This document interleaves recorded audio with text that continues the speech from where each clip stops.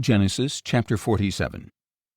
So Joseph went and told Pharaoh, "My father and my brothers with their flocks and herds and all they own have come from the land of Canaan and are now in Goshen." And he chose 5 of his brothers and presented them before Pharaoh. "What is your occupation?" Pharaoh asked Joseph's brothers. "Your servants are shepherds," they replied, "both we and our fathers." Then they said to Pharaoh, "We have come to live in the land for a time because there is no pasture for the flocks of your servants, since the famine in the land of Canaan has been severe. So now please allow your servants to settle in the land of Goshen." Pharaoh said to Joseph, "Now that your father and brothers have come to you, the land of Egypt is before you. Settle your father and brothers in the best part of the land. They may dwell in the land of Goshen. And if you know of any talented men among them, put them in charge of my own livestock." Then Joseph brought in his father Jacob and presented him before Pharaoh, and Jacob blessed Pharaoh.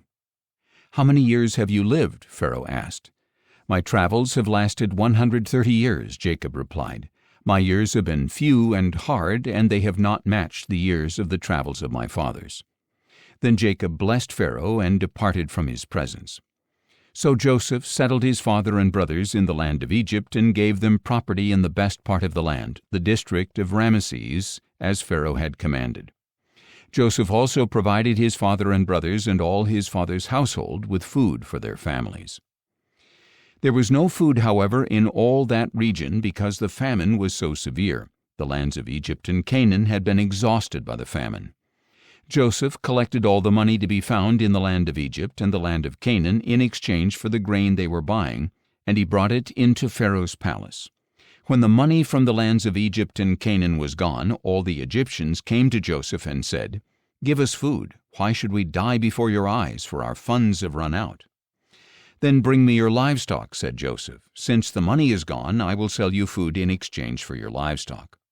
So they brought their livestock to Joseph, and he gave them food in exchange for their horses, their flocks and herds, and their donkeys.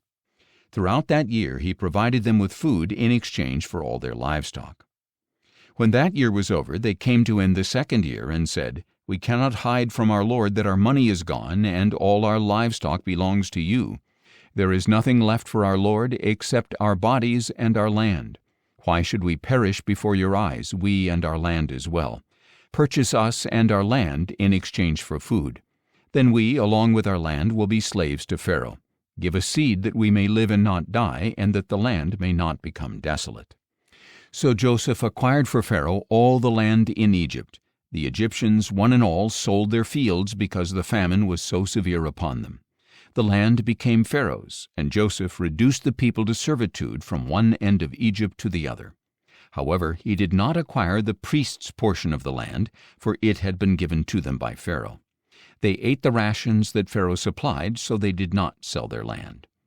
Then Joseph said to the people, "Now that I have acquired you and your land for Pharaoh this day, here is seed for you to sow in the land. At harvest time you are to give 1/5 of it to Pharaoh, and 4/5 will be yours as seed for the field and food for yourselves and your households and children." "You have saved our lives," they said. "We have found favor in our Lord's eyes, and we will be Pharaoh's servants." So Joseph established a law that 1/5 of the produce belongs to Pharaoh, and it is in effect in the land of Egypt to this day. Only the priest's land does not belong to Pharaoh. Now the Israelites settled in the land of Egypt in the region of Goshen. They acquired property there and became fruitful and increased greatly in number. And Jacob lived in the land of Egypt 17 years, and the length of his life was 147 years. When the time drew near for Israel to die, he called his son Joseph and said to him, "If I have found favor in your eyes, put your hand under my thigh and promise to show me kindness and faithfulness. Do not bury me in Egypt, but when I lie down with my fathers, carry me out of Egypt and bury me with them." Joseph answered, "I will do as you have requested." "Swear to me," Jacob said. So Joseph swore to him, and Israel bowed in worship at the head of his bed.